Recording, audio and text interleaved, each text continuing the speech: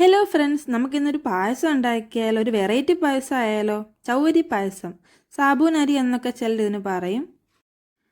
അതിനുവേണ്ടി നമുക്ക് 1 കപ്പ് ചൗവരി ഒരു ബൗളിലിട്ട് ഒരു പ്രാവശ്യം നന്നായിട്ട് കഴുകിയെടുക്കാം. കഴുകിയെടുത്തതിന് ശേഷം നമുക്ക് ഇതിൽ കുറച്ച് വെള്ളം ഒഴിച്ചിട്ട് 1 മണിക്കൂർ ഒന്ന് കുതിരാൻ വെക്കാം. ഇങ്ങനെ കുതിരാൻ വെക്കുന്നത് കൊണ്ട് ഇത് പെട്ടെന്ന് വെന്ത് കിട്ടാൻ എളുപ്പമായിരിക്കും കേട്ടോ. ഇനി ഞാനിവിടെ ഒരു ചെറിയ തേങ്ങയുടെ ഫുൾ പാൽ എടുത്ത് വെച്ചിട്ടുണ്ട്. 1/4 പാൽ മാത്രം മതിയാവും നമുക്കിതിന്. ഇനി ഞാനൊരു അരമുറി ശർക്കര ഉരുക്കിയെടുത്ത് വെക്കുവാണ്. തേങ്ങാപ്പാലും ശർക്കരപ്പാനിയൊക്കെ റെഡി ആയിട്ട് വന്നപ്പോഴത്തേനും നമ്മുടെ ചൗവരി ഇവിടെ 1 മണിക്കൂർ കൊണ്ട് കുതിർന്ന് വന്നിട്ടുണ്ട്. ഇനി നമുക്കിതൊന്ന് വേവിച്ചെടുക്കാം. ഇതിൽ കുറച്ച് വെള്ളം ബാക്കിയുണ്ട്. നമുക്കിതിൽ അരിപ്പയിൽ ഒഴിച്ചിട്ട് വെള്ളമെല്ലാം നന്നായിട്ട് കളഞ്ഞെടുക്കാം. ഞാനൊരു ഉരുളിയിലാട്ടോ പായസം തയ്യാറാക്കുന്നത്. ആ ഉരുളിയിൽ തന്നെ 3 കപ്പ് വെള്ളം ഒഴിച്ചിട്ട് നമ്മുടെ ചൗവരി അതിനകത്തോട്ട് ഇട്ട് കൊടുത്ത് നന്നായിട്ട് വേവിച്ചെടുക്കാം. നന്നായിട്ട് കുറുകി വരുമ്പോഴത്തേനും നമുക്ക് കുറച്ച് ചൂടുവെള്ളം കൂടി ഇതിനകത്തോട്ട് ആഡ് ചെയ്ത് കൊടുക്കാം. ഇതും കൂടി ഒഴിച്ച് കഴിയുമ്പോൾ നന്നായിട്ട് ഇത് കുക്കായി വരും. നന്നായിട്ടൊരു ട്രാൻസ്പെറൻ്റ് ഒക്കെ ആവുന്ന രീതിയിലാവും. ഒരുപാട് ആവണ്ട, കുഴപ്പമൊന്നുമില്ല, വെന്തിട്ടുണ്ടാവും. ആ സമയത്ത് വേണം നമ്മൾ ഇതിനകത്തോട്ട് ഉരുക്കി വെച്ചിരിക്കുന്ന ശർക്കരപ്പാനി ഒഴിച്ചു കൊടുക്കാൻ. ഈ ശർക്കരപ്പാനിയിൽ നമ്മുടെ ചൗവരി കിടന്ന് നന്നായിട്ട് വെന്ത് വരണം.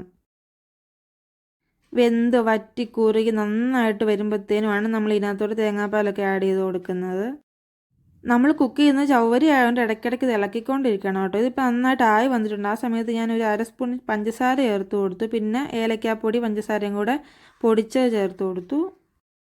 ഇപ്പം നമ്മുടെ ചൗവരി ഏകദേശം കുക്കായി വന്നിട്ടുണ്ട്. ശർക്കരപ്പാനിയിൽ കിടന്ന് നന്നായിട്ട് വെന്ത് വറ്റിയൊക്കെ വന്നിട്ടുണ്ട്. ഈ ഒരു പരുവമാണ്. ആ സമയത്തേനും നമുക്ക് കുറച്ച് ചുക്കുപൊടിയും കൂടെ ആഡ് ചെയ്ത് കൊടുക്കാം. ചുക്കുപൊടി ഏലക്കാപ്പൊടിയൊക്കെ വരുമ്പോഴത്തേന് നല്ലൊരു സ്മെല്ലാണല്ലോ. ഇതിവിടെ ഇട്ടിട്ട് മാറിപ്പോരുത്തിട്ട് നമുക്ക് ഇടയ്ക്കിടയ്ക്ക് ഇളക്കിക്കൊണ്ടിരിക്കണം. ഇനി നമുക്ക് തീ ഒന്ന് ഓഫ് ചെയ്തിട്ട് നമുക്ക് ഇതിനകത്തോട്ട് തേങ്ങാപ്പാൽ ആഡ് ചെയ്ത് കൊടുക്കാം.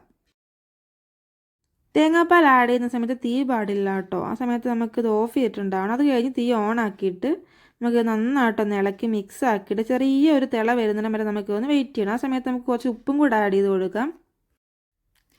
ഇപ്പം കണ്ടോ, തിളയൊക്കെ വന്നു തുടങ്ങിയിട്ടുണ്ട്. ഈ സമയത്ത് നമുക്ക് തീ ഓഫ് ചെയ്യാം. ഇനി ഞാൻ നെയ്യിൽ വറുത്ത അണ്ടിപ്പരിപ്പും കുറച്ച് തേങ്ങാക്കൊത്തും കൂടെ ആഡ് ചെയ്ത് കൊടുക്കുന്നുണ്ട്. ഇപ്പം നമ്മുടെ പായസം ഇവിടെ റെഡി ആയിട്ടുണ്ട്.